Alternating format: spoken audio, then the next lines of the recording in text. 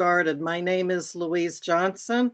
I'm a trustee with the Nevada County Board of Education. I'm also on the ACCBE board.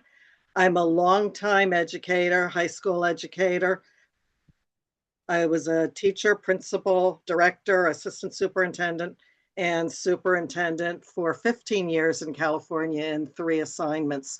So the landscape of California education is complex and fascinating, and we're so lucky to have these 3 gentlemen, Brooks Allen, Richard Barrera, and Matt Nava, to introduce themselves and their agency and tell us what we should know and why we should know it about who's who in the state education. So if I could have the next slide, please.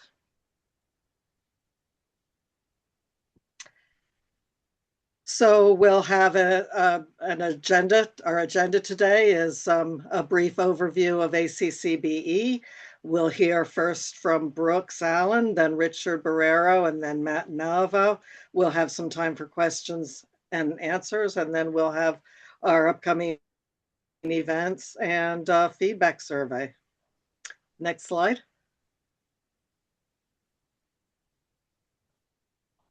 So we are 45 members strong in the county boards. We're excited about that.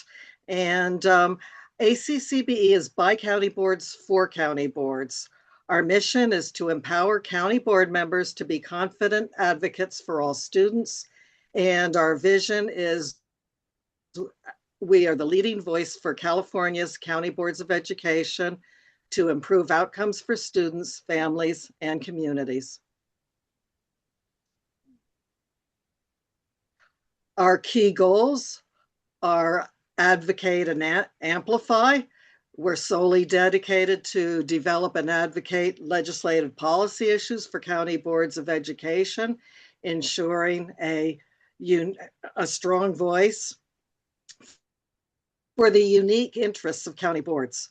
We partner for success with other groups like the California Superintendents Association and other interested allied groups for the leverage of resources and expertise in support of students. We engage, elevate, and empower and build our leadership capacity within county boards, fostering collaboration and peer support. And we look forward and focus on innovative solutions to address the evolving challenges and changes in education. So Brooks Allen is the policy advisor to Governor Newsom and an executive director of the California Board of Education.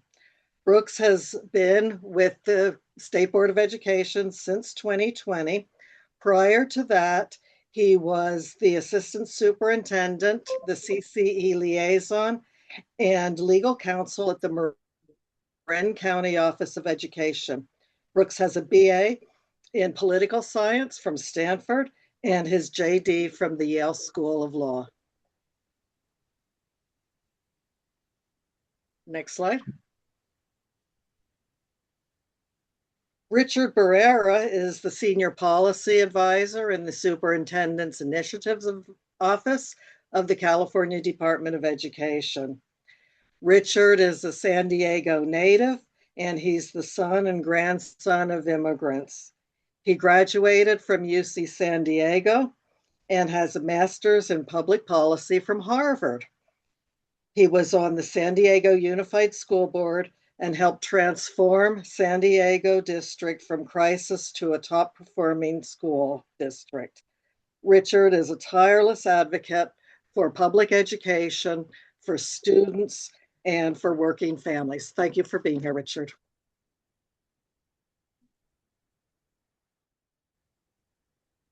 And Matt Navo is the executive director of the California Collaborative for Educational Excellence. He brings 30 plus years of K-12 leadership to the table. He was superintendent of the Sanger Unified School District from 2013 to 2018. Sanger has done significant work with increasing achievement for all students. He was formerly on the State Board of Education. He's been on many statewide committees, and he's a teacher, a counselor, a principal, a director of special ed, and an area administrator. So thank you also for being here today, Matt. Okay, with that, I'm going to turn it over to Brooks Allen to start us off. Thanks, Louise. It's a real pleasure to be here with you all, and to be with Matt and Richard. And hopefully what you'll hear is that we all know each other and work with each other a lot. And that's part of what we try to do at a state level, is actually try to stay well synchronized to support local educational agencies and local leaders such as yourselves. And I've had the opportunity, as Louise noted, to work with the Marin County Board of Education in my time when I was the superintendent. So have a great deal of appreciation for the role that you all serve. I know that our charge here today, as being Louise and Debbie give us, was to try to give you some sort of outline of where we all sit, our agencies, and how we work together with respect to both helping develop and implement state educational policies, so that you all have a better sense of, when you want to see those changed, or you're frustrated, or you want to see something else done, who do you call, right? Who do you reach out to, and how do you know how to make a difference? So I'll do my best to do a kind of high-level coverage of what the State Board of Education does, the hat that we wear on behalf of the governor in our work with the legislature, Department of Finance, and others. And then I'm really happy to get down into the weeds and answer any questions about those structures as we get into the questions. But I think, as you'll probably hear from us, a lot of this does involve work. You saw I used to help staff the CC. That's the executive director of the CC. That was one of our State Board of Ed members. Richard and I work together very closely on a number of key initiatives because of the work that the board department and the board do. And in fact, even going back to my early advocacy days, advocating in front of Richard when I was at ACLU and he was at the board. So I think I'll probably start with what is the California State Board of Education?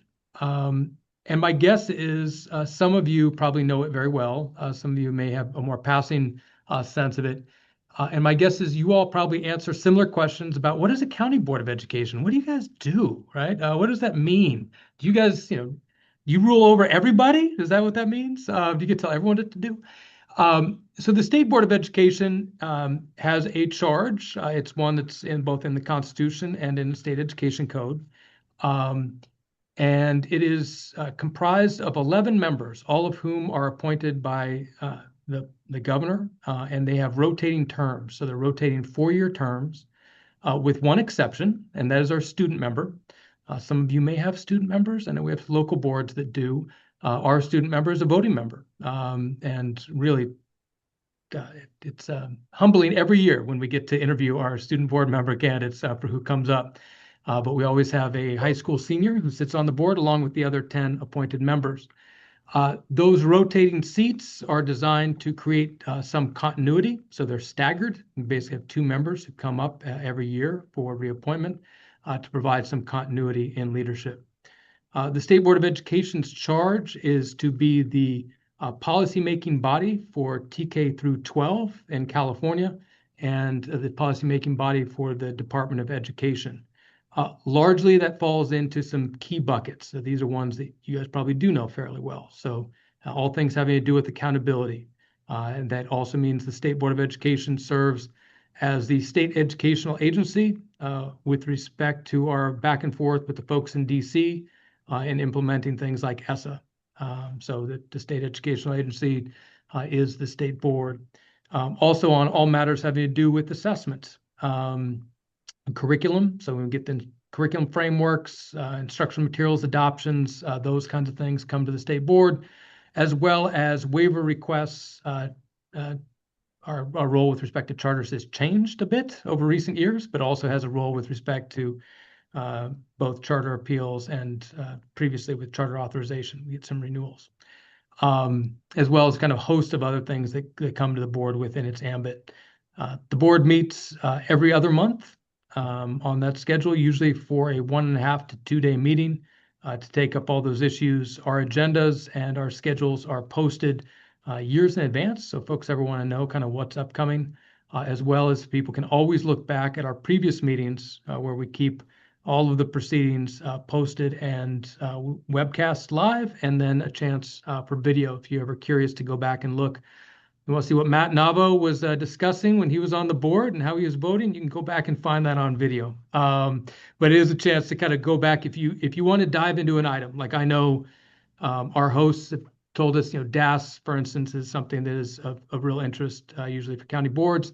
You can quickly go to the California Department of Education and State Board's website, pull up some DAS items, not only just read what was presented to the board, but you could even go back and watch and see the deliberations if you're ever curious to see, how did we get here, right? And you want to see that, try to be very transparent in the governance model. Now, one other role that the State Board of Education staff serves, and so I've got my 11 bosses, my 11 State Board of Ed members, and then we also have ultimately the other person who appoints my position is the governor. And that is a function of something that when Governor Jerry Brown came back into office for his second time go around, he came in at a time that there had been a Secretary of Education office. And the Secretary of Education was really born of a need for governors to feel like they had sort of their own day-to-day education staff, because as folks probably know, the State Superintendent of Public Instruction is an independent constitutionally elected office, and they are in charge of the day-to-day executive and administrative functions of the California Department of Education. And so due to that structure, previous governors had stood up a Secretary of Ed to advise them and serve to support them. When Governor Brown came back into office, he said, I don't need all these extra things. At the time, we believe in fiscal austerity. So he collapsed his Secretary of Education office into the State Board of Ed. So some of you may be familiar with Sue Burr. She was the executive director of the County Superintendents Association. She served many, many roles in state government and leadership, and we were fortunate enough to have her as a state board member. She was the first person under Governor Brown and with State Board President Mike Kirst who filled that role. It's the role that I fill now, and Karen Staff Walters, who's now the executive director of County Superintendents, used to serve, which is that we both staff the governor. So on all things having to do with budget, bills, legislation, other issues, and then we also staff the State Board of Education.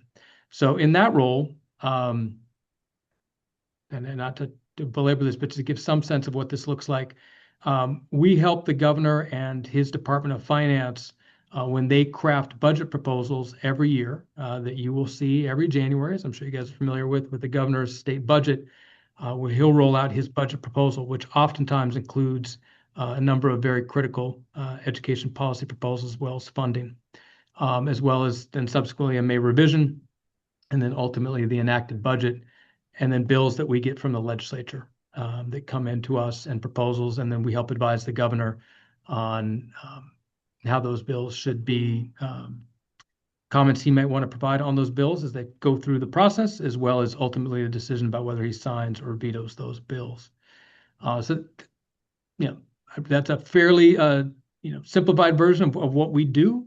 But I would just say, I think when I was advising folks in your seats, I think one key feature that I felt like didn't necessarily always get the attention that warrants, because it flies a little bit under the radar, is that budget process.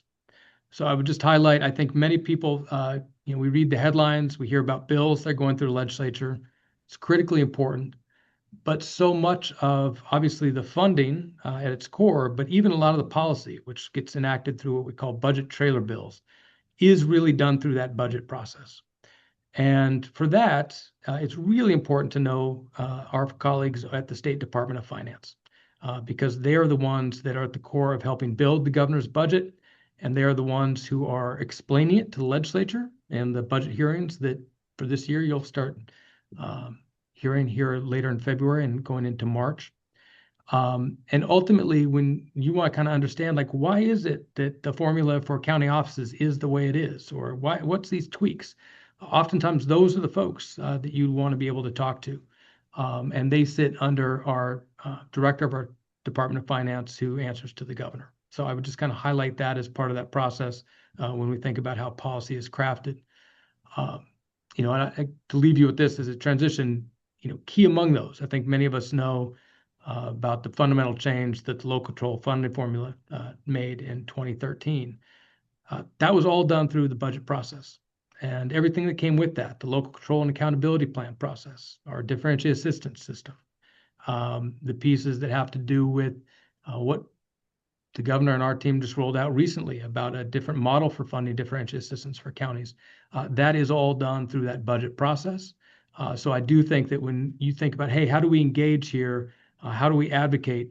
Being able to advocate during those budget hearings, and there's subcommittee hearings where you have members who are specifically focused just on education, knowing what those subcommittees are, who to engage with, who those members are, becomes very, very critical. If it's more the day-to-day implementation of issues, that's where Richard, his team at Department of Ed under Superintendent Thurman, State Board of Education with respect to some of the decisions with respect to curriculum frameworks, adoptions, those kinds of things. On the implementation side, that'll be important to come to all of us.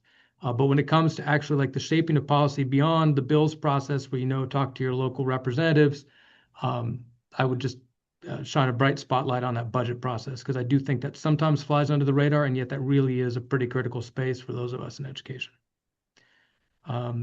So with that, Louise, I think I'll hand off, and I know we'll take questions a little bit later. Okay, yes. Thank you so much, Brooks, for that information. So yes, we will take all the questions at the end. So if a question pops into your mind, please put it in the chat, and then we'll have a question and answer session. So with that, I will invite Richard Barrera to take the stage. Great. Thank you, Louise. And that was such a great overview by Brooks. And so as Brooks said, that maybe the fundamental, sort of relationship between the California Department of Education and the State Board of Education on the one hand, in terms of developing policy, and then the legislature and the governor on the other hand, in terms of developing legislation as it affects education, is that CDE is the implementing body. So that occurs at a few different levels, and again, we're the implementing body for state or federal supported early childhood education through K-12. So we're not the implementing body for the community college system or the UC or the CSU. But when it comes to K-12, so one responsibility of the California Department of Education is making sure that our LEAs, our charter schools, are complying with policy and with law. And I'll give you a recent example. So the legislature last year passed a bill that was signed by the governor, which requires every LEA in California to develop a board-approved policy which restricts access to school campuses from immigration enforcement. And so now every LEA is required by March 1st to develop a board policy that's in compliance with that law. And CDE's job is to make sure that school board after school board across the state are passing those policies, and that those policies are consistent with both the language of the legislation and kind of the framework that the Attorney General establishes for that legislation. So one is about ensuring compliance with the law or with policy. Another key responsibility of CDE is, let's say that the legislature, through the budget process that Brooks talked about, creates a grant program. So for instance, the Community Schools Partnership Grant Program. So CDE then goes through the process of actually developing RFPs for that grant program, making selections for which LEAs actually receive that grant, and then providing oversight again in the implementation by LEAs of a grant program. We often do that in partnership with county offices of education. So if we take this example of the Community Schools Grant, CDE actually contracts with the Sacramento County Office of Education to provide technical assistance and support to school districts as they develop and implement their community schools program. So there's compliance, there's administration of grant programs and technical assistance. Again, mostly done in partnership with county offices of education around those programs. And then, kind of a third key area that I would lift up, as Brooks said, CDE is led by an independently elected constitutional officer, the state superintendent of public instruction. And aside from the work of implementing programs or policies passed by the legislature or by the state board of education, the superintendent may have initiatives, ideas that they want to, kind of get out in the world. And that could take the form of the superintendent wanting to develop and sponsor legislation and work with the legislature around passing bills. Superintendent Thurmond was very involved in the development of the legislation that we just talked about around restricting access from immigration enforcement to schools. Or the superintendent may have ideas that he wants to promote among school districts. And a big example of that is work that I do closely with the superintendent, which is we believe school districts have the potential to really be a part of the affordable housing, a solution to the affordable housing crisis. And we've seen some examples of school districts that have developed affordable housing for educators on district property. And we want to promote that idea and encourage it. And so that's more of, what I would refer to as an organizing mission, where the superintendent is helping to advance ideas and convene people, pull people together, connect school district leaders with folks who might have expertise, again, in an idea like developing affordable housing.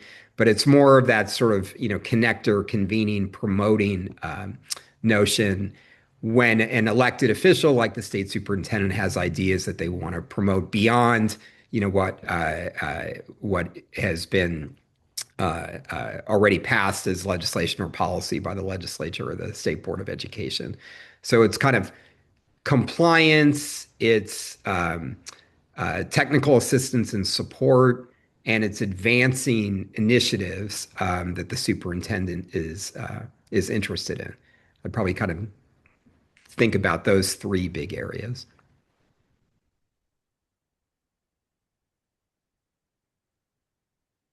Thank you so much, Richard. Reminder, if you have any questions, please put them in the chat. We'll have an upcoming question and answer session. And with that, I'll turn it over to Matt Navo. Sure. Well, thank you so much. It's an honor and a pleasure to be here with you, and such a great triad to have and be a part of. So I really appreciate the perspectives that both Richard and Brooks brought. For those of you on the call, how many of you, if you don't mind in the chat, one, I've never heard of the CCE, Matt. This is the first time. Two, I've heard of it, but don't know a lot. And three, no, I know about the CCE, what you do and why you do it. If you don't mind just lifting that up in the chat for me. Give me a sense as to how much background to build here. And I ask this question everywhere, and I get, quite frankly, a myriad of responses. And it wouldn't surprise me if the majority of you were sitting in the twos, but it's nice to see some threes. Yvonne, great. That's awesome. Thank you for that. I've heard of it. Yeah. Yep. Great. Threes are great to see. 2 years ago, I would have expected to ask that question to see more ones and twos. So it's just great to see that there are more threes than that. If you don't know about the CCE, there's a great way to get plugged into us. So I'll talk about our organization, but the first thing you want to do is get into the listserv. And I'm going to put that chat here. The CCEE, why you would want to know about the CCEs, we're uniquely positioned and nestled between the two partners that you just heard from now, the state board and the department. And we form that triangle to really support the administration's goals. So if you think of the educational system as that triangle, I would put the state board at the top of that triangle and CDE and CCE on either side of that triangle. And it's all in an effort to really move the initiatives of the administration and the state board around what is best and what will improve outcomes for students. We were created in 2013 under Governor Brown, for those of you that don't know the history, with the idea that we had one statutory cause. And that statutory cause was really framed in Ed Code 52074, which I don't expect you to know, but it's to advise and assist LEAs in accomplishing the LCAP goals that they have identified.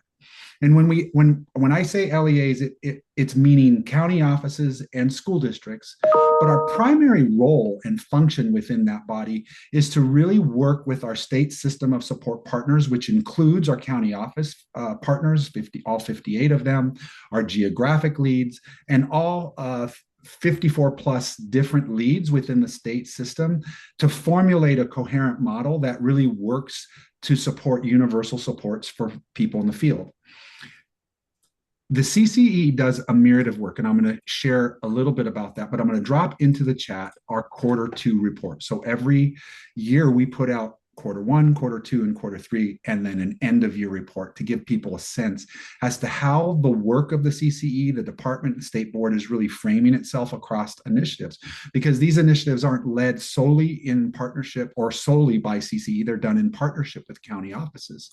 And so in that space, the Q2 report was put out in December, and you can see that you would want to know about the work that's happening in the CCE. There are over 31 CC initiatives that are in partnership with our county offices or system of support leads. To date, there have been over 315 LEAs, different LEAs participating in those initiatives, and over 2.7 million kids. That was as of December. So there, by the time we get to the fourth quarter, we're going to be closer to 4 million students being affected by these initiatives, and we'll double the number of LEAs that are touching the work of the CCEE. And to give you a sense as to our primary initiatives that really I would think should be or would be mostly on your radar, direct technical assistance is probably one you've heard. We work in partnership with county offices who are providing differentiated assistance to LEAs who are struggling to meet achievement goals as identified by the dashboard. We work in partnership with them to provide another layer of support. So if a county office is working with an LEA and they are struggling to make the progress that they have identified they want to make, the CCE is triggered in to provide some of that support. The Community Engagement Initiative, which has been a longstanding initiative in partnership with San Diego County, that is a partnership that engages community members in LEAs on how to best inform and give input to the LCAP, the Local Control Accountability Plan, which all of you are probably familiar with. The Learning Acceleration Systems Grant was designed during the post-end of COVID, or at the tail end of when students were going back to accelerate learning. That was in partnership with San Diego County, Lake County, and Santa Clara County. And there are a myriad of practitioners that are involved and students that are being affected by that initiative. And then most recently, you may have heard the California Secondary School Redesign pilot, which has been in partnership with multiple entities to try to formulate a design fabric for secondary school rethinking and how we would approach addressing the needs of our students in California through that model. So the CC really affects, but the most important one I think should be on your radar is the statewide system of support. And that is a place where we serve as a facilitator, a partnership with all 58 counties, all geographic leads, all 54 plus leads. They just had a meeting today. There is the second annual all-state virtual state system of support conference on November 18th, which I would flag that on your calendar. Mark that. There will be information coming out where anyone in the state can come into that and hear from any lead, any county office, any geographic lead. Here's what we do to support our LEAs. And these are free resources. And within that, there's a system of support resource hub that I will, in fact, Bina, I can put a PowerPoint in the chat through PDF that has these links if they'd like, or I can put the links themselves. And then you as a county office board member can go into the statewide system of support resource hub. You can also go on California Together. It's a CDE resource hub that was developed in partnership with Kern County.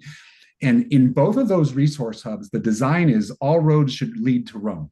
You should be able to go to any of those websites and get any information you need. If you go to High Quality Online that was led by the department, you're going to find a myriad of lesson plans for teachers that have been developed over the last couple of years that most teachers are using and activating to help them navigate their instructional practices. If you go to the system of support, you're going to see every universal free resource that is available across the state for free from all of the leads that the state has funded to say, please help the LEAs develop tools around students with disabilities, develop tools around literacy, develop resources around math. They're all there.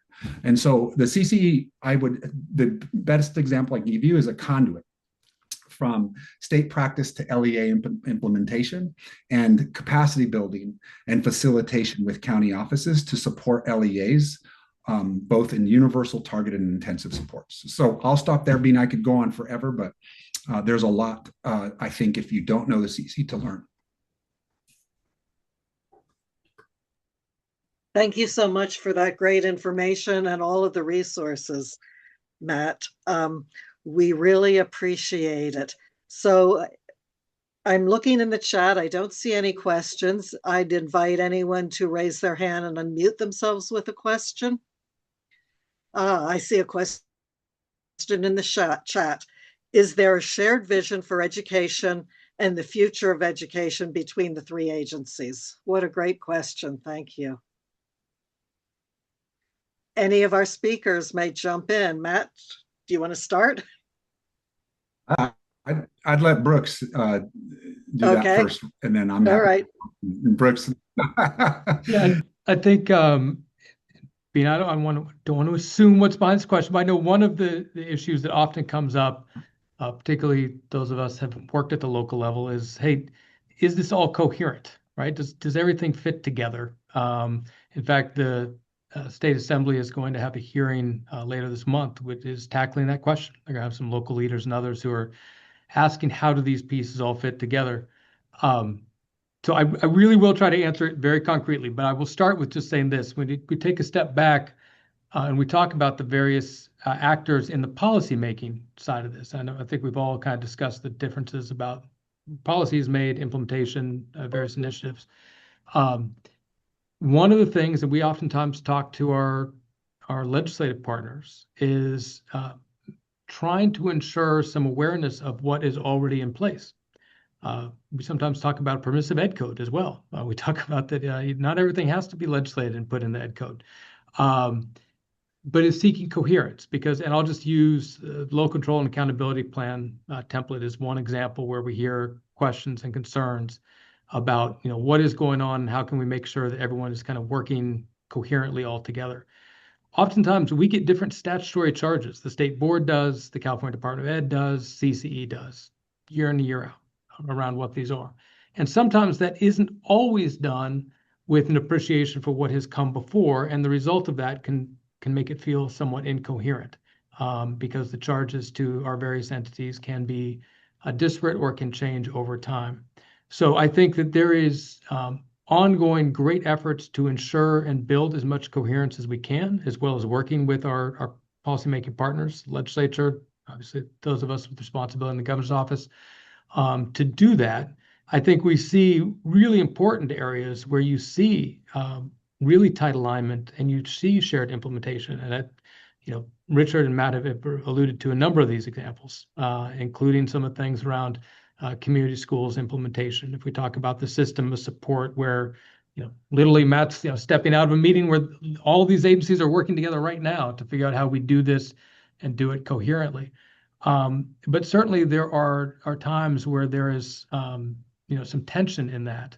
And we all obviously try to do a good job of trying to make sure that everyone understands what the original intent of programs are and where they need to be tweaked, we can do that, but done in such a way that that is coherent. And I guess, the one quote that I keep in mind when we talk about this often is our previous state board president, Mike Kirst, who wrote, as maybe you probably know, the paper that led to the local control funding formula, talked about having patience, persistence, and humility in implementation. And so that the humility to know that no major initiative or major shift is going to be perfect out the gate. It will require iteration.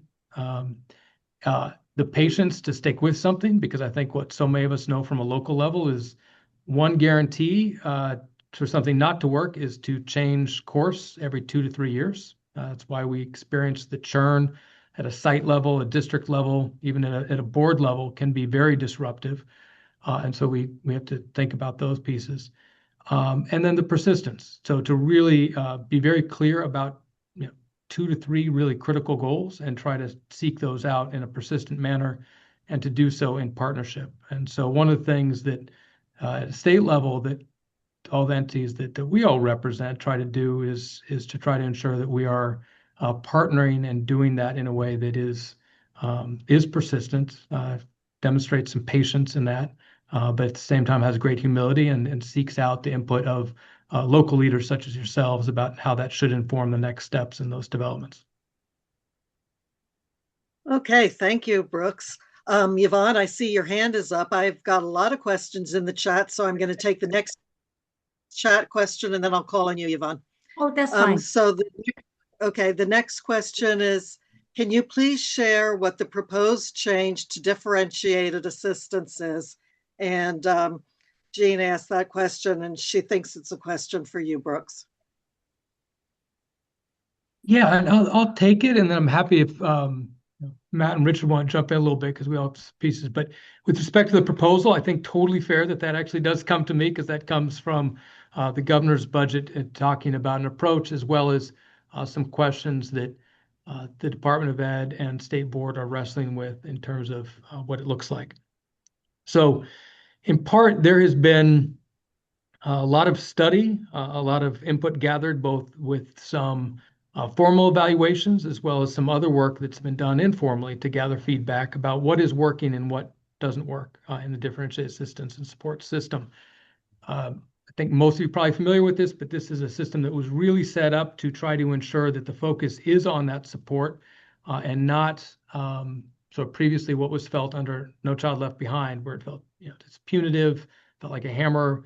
It was all sort of about trying to avoid being on any list, but is really try to provide that support ultimately with a really persistent focus on improving outcomes for students, and particularly students who historically we do not see the same kinds of outcomes that we'd want to see. So as part of that, frankly, in the wake of COVID and the impact that has had on metrics on the California School Dashboard and others that were not anticipated when cut points and other things were originally set, and those indicators were put on a dashboard. We've seen the number of local educational agencies that are eligible for support grow to a point that was much in excess of what was ever anticipated when those indicators and those cut points were originally put in place. At a certain point, that loses meaning, right? When we are identifying more than just a cohort where we really can focus resources to try to drive the change, the kind of change that the department can provide, our leads provide, and ultimately CCE, county offices can provide. So 2 things are currently on the table. One, the State Board of Education received a charge from the legislature last year to reevaluate the differentiated assistance eligibility criteria. And so the State Board of Education is in the process of doing that right now. They have had a number of hearings to receive input and feedback. We have more. In fact, would invite folks, if you weren't already planning to watch our March meeting, where there'll be further discussion and anticipation of making some changes by the July meeting to the extent that the State Board can adjust those criteria. Some of those are set in statute. The other part of the proposal comes from the governor's budget. So again, this is going to be subject to input from the legislature, from all of you, stakeholders in the budget development process. which is to really focus on trying to make sure that we provide additional resources for what we'd call universal supports, or what sometimes are called tier 1 or level 1 supports. So that is, what are the supports that the County Office of Education, with whom you all are intimately familiar, are doing the work with their local educational agencies to try to do more on the prevention side, even before we kind of talk about additional targeted supports based on outcomes not reaching where we'd want to see them on the dashboard. So it's a funding model that divorces the funding that county offices receive from the number of LEAs that are eligible for differentiated assistance and maintains that funding for county offices.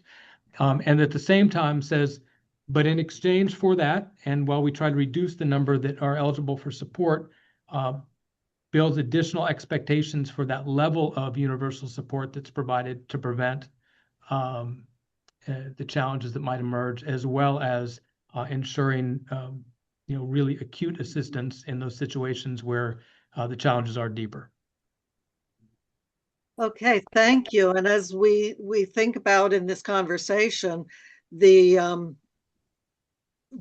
moves from policy to implementation, I'd invite Richard first and then Matt to weigh in on what you perceive the changes, the proposed changes for differentiated assistance with your agency. Well, let me let me take an example of reducing chronic absenteeism. So this is something that I think all of us we noticed an explosion in chronic absenteeism rates immediately following the pandemic as students were coming back in. And, we've seen reduction, but we're now concerned that we're at kind of a persistently high level of chronic absenteeism that's higher, than we were pre-pandemic.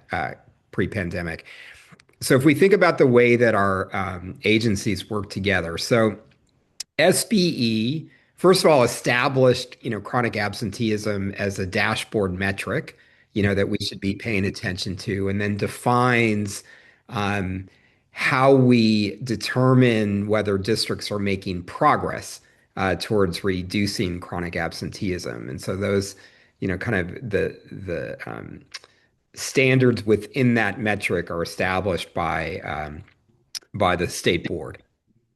MAT and CCE have, long focused on chronic absenteeism as a key element in providing support, to local districts, including, districts in differentiated assistance. So CDE, in some ways, aside from the fact that we appoint and staff what's called the State Attendance Review Board, CDE didn't necessarily have a clearly defined role in reducing chronic absenteeism. So there was no law that said the legislature says districts have to do the following to reduce chronic absenteeism, and CDE, your job is to make sure that districts are complying, with that law. But Superintendent wanted to create an initiative aimed at helping bring chronic absenteeism down. And so we actually worked closely with CCE, community partners, our own internal, data department, the folks who run various programs that are important in reducing chronic absenteeism, like extended learning and community schools, and career pathways. And we brought together guidance for the field that we put out last year in August. And so this is, guidance that we sent out to all LEAs. And actually, it's guidance designed for, if you're a school, this is what we think is the best practice in reducing chronic absenteeism. If you're a school district, this is what we think are best practices. And if you're a county office of education, this is what we think are best practices. But we've done that in partnership with first trying to help districts throughout the state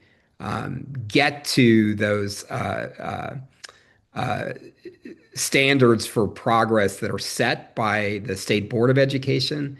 And we do that in partnership with CCE and its experience in providing support and technical assistance for districts as they move forward. So I think that's kind of an example of how our three entities work together. Thank you, Richard. Matt, do you have anything to add about changes in the qualifications for differentiated assistance? Yeah, I think Richard and Brooks hit it perfectly, but I'll just say this: the current structure is a problem for your superintendents. And what I mean by that is they're designed, their charge is to provide differentiated assistance to LEAs. They're funded based on the number of LEAs that are in differentiated assistance. For anybody that knows education, that will become a problem because eventually you cut off your nose to spite your face. The better you do, the less money you get. And so what it's done for your county superintendents, it's put them in a conundrum. If they invest those dollars that they're receiving from the state in DA support into people to be boots on the ground to support the LEAs there, that money changes every 3 years. So if those folks are doing a great job and working LEAs out of differentiated assistance, that they stand the risk of receiving less money in the 3-year average, which means that they're going to have to deal with people on money that they no longer have the amount to sustain. If they use it as a pass-through option, they run the risk of not being as effective. So in other words, if I don't want the dilemma of having to make decisions around people every year on money that's going to change every 3 years based on the average, and our goal is to get every district to support them in such a way that they're no longer in differentiated assistance, and I run the risk of losing money because we're doing the right work, and I have to lay off people, I don't want to deal with that. So now I pass through those dollars to an entity to do that work on our behalf. Both of those models are not effective. What the state is trying to do is to create a system that provides a strong universal tier 1 support, where counties can say, this is what we're receiving every year to do this work, and I'm incentivized to move districts out, and I'm not going to run the risk of losing money because we do that. Now I can think really strategically about how I put where I put those funds, how to resource people to allocate to those LEAs. So I think at the end of the day, this is, yes, the DA money is helpful, but when you look at the volume of dollars that are being plugged in for differentiated support, Brooks, I don't know the number, but I think the last time I looked, it was over $90 million. And to one of the comments in the chat, why are students still struggling? That is the issue. There's money flowing out, but the way that it's designed and the way that it forces the practitioner to actually maneuver is probably not in the best interest of what we know will actually improve student achievement, because the consequences of making those decisions are huge. So what the state board, what Brooks has described, what the administration is trying to do, is say, this is going to stabilize. We're going to incentivize you to provide strong tier 1, move people, support them, and move them out. And you no longer have this porpoising. And for LA County, Yvonne, that's a huge amount of money. San Bernardino County, huge amount of money. And if you're in a smaller county where you're a single, huge amount of money. And so they can't do those resources themselves. So I commend this move as the right move on behalf of what I've heard and observed from your county SUBs. So thank you very much. So that's your cue, Yvonne. You had your hand up. Would you unmute yourself and ask your question? Oh, okay. My question is, how political is the appointment of state board members? Because, although the governor appoints all 10, but yet meanwhile seems to know, and that's during my time, I served 2 terms, Schwarzenegger and Brown. There seems to be absolutely, some power struggle among certain groups, because at that time, Senate Ed get to appoint 2, CTA got 2, Charter got 1, etc. Is this still existing? And if so, how are we going to harmonize these political, interest groups that are coming into the state board that may have more authority?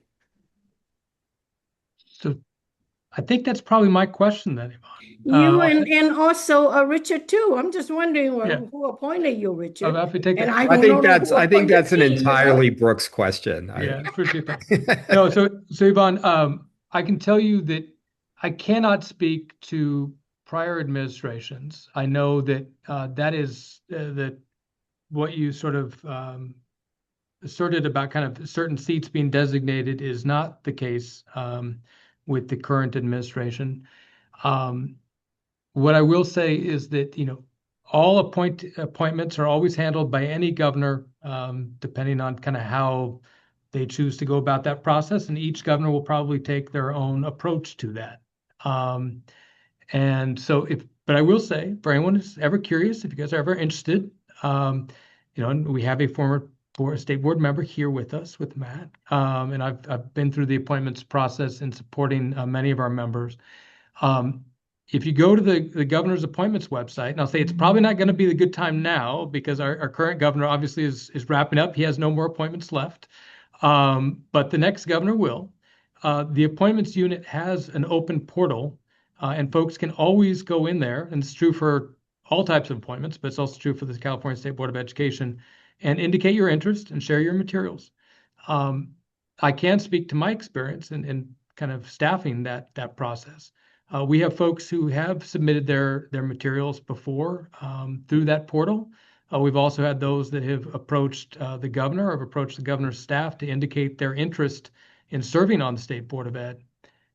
Some of the key factors, at least during my time here, that I know have always been weighed, is they've sought to try to make sure we have a range of perspectives, typically from folks who have been in the educational system in different ways. So we have, for instance, we do have a leader in Jim McQuillan, who's a vice chairman with the Yurok tribe, is familiar with education within the California tribes, and that's been a critical perspective for that aspect of education. We typically have had, one at the moment. We are fortunate enough to have 2 current classroom teachers who sit on the State Board of Education and speak to their experience there. We've had folks that have a county level perspective as well as a district level perspective. One key thing, if it ever comes up, the FPPC, so that is our Fair Political Practices Commission, has a ruling that no sitting county superintendent or district superintendent or current board member of a county board or a local board can serve on the state board. There's an inherent conflict of interest that the FPPC has found. So where we have current district administrators, they have been assistant or deputy superintendents.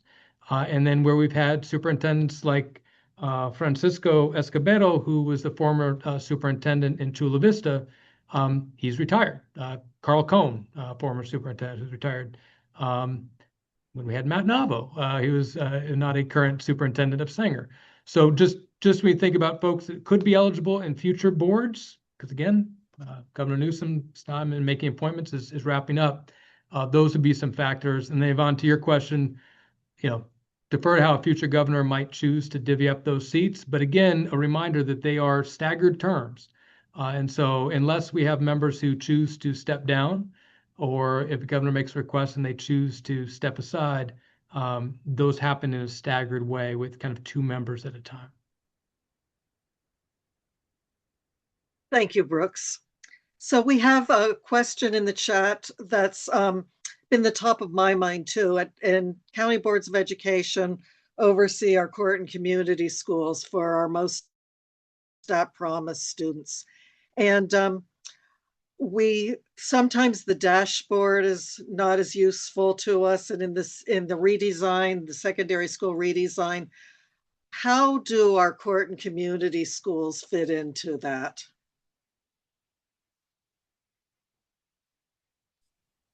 Yeah, Richard, I'm wondering if CDE has a perspective on that, because I know you're working intimately. I can certainly provide some. Yeah, I would say so.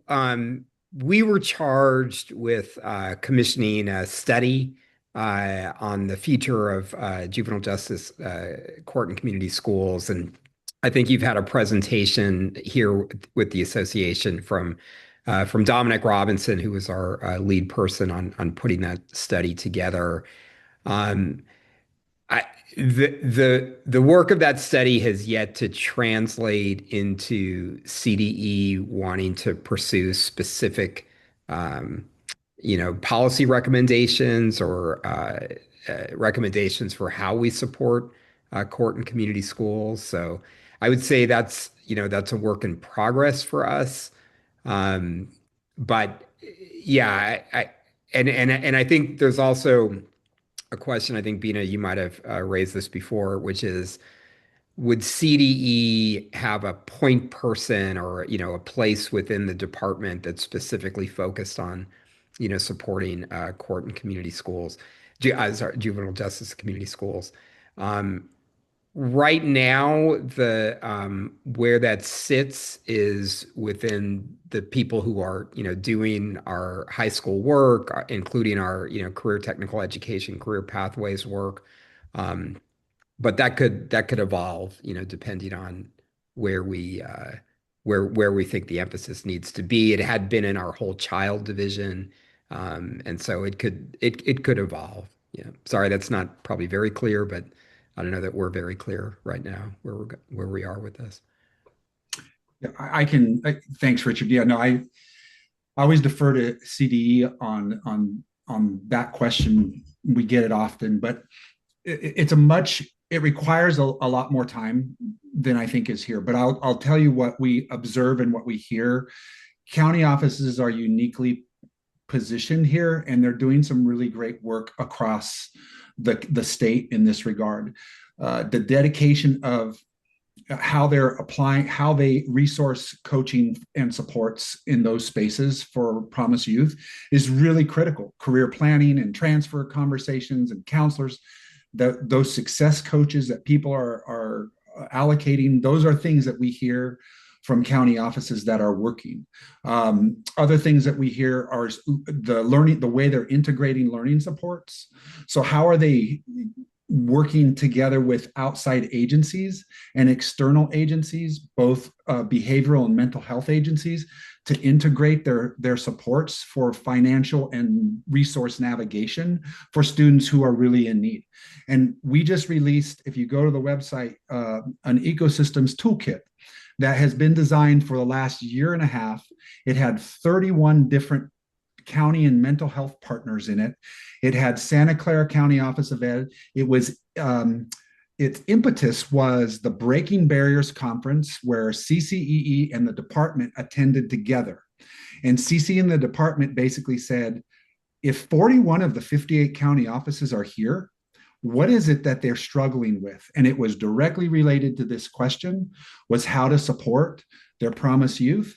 And that started a year and a half design and creation with multiple agencies for an ecosystem toolkit to help county offices navigate that exact question. And so I'll put it in the link in the chat, Luis, so everyone can just go to it. But it just was released last week. It was highlighted today in the statewide system of support because, in my opinion, this is the largest collective effort to create a resource to support county offices and LEAs with the most challenging student body population that they have. So I'll put that in there for you. And if there's more questions down the road, Louise, I'm always available, and my team. Thank you. Thank you so much. And I'm seeing many appreciation and thank you for your work and your being here today. We want to respect everyone's time. So if there's any questions we didn't get to, we'll follow up with those. And I can tell with each of the three of you, your passion, your dedication, your heart for children and students just emanates from you. And it's been inspirational for me and all of us to have this conversation with you today. So Cassie, if you can put our ACCBE slide deck back up, I'll give a couple of preview of coming attractions that we have with ACCBE, and then we will close for the day. Thanks so much, everybody. It's really, really a pleasure. Yep. Thanks all. Look forward to talking more.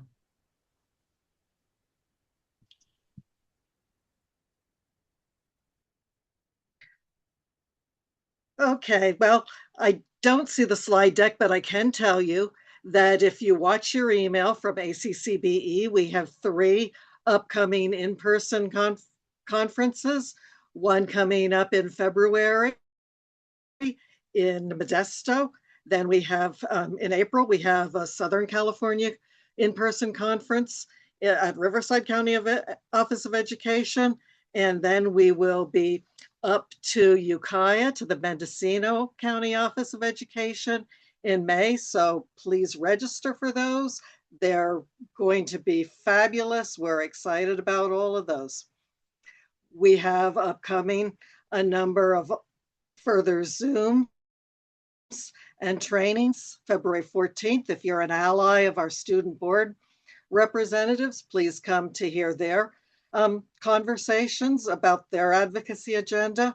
On February 26th, we'll have an advocacy update and how to engage with legislators, LCAP training for building trustee excellence, whole child supports in April, and County Office of Education budgets in May. So that's what we're going to be up to in the coming months. I want to thank everyone who's been here today. It was a wonderful conversation. Thank you all so much. Thank you, Louise. You did a great job. Thank you. Yeah. So we will hopefully see you all soon.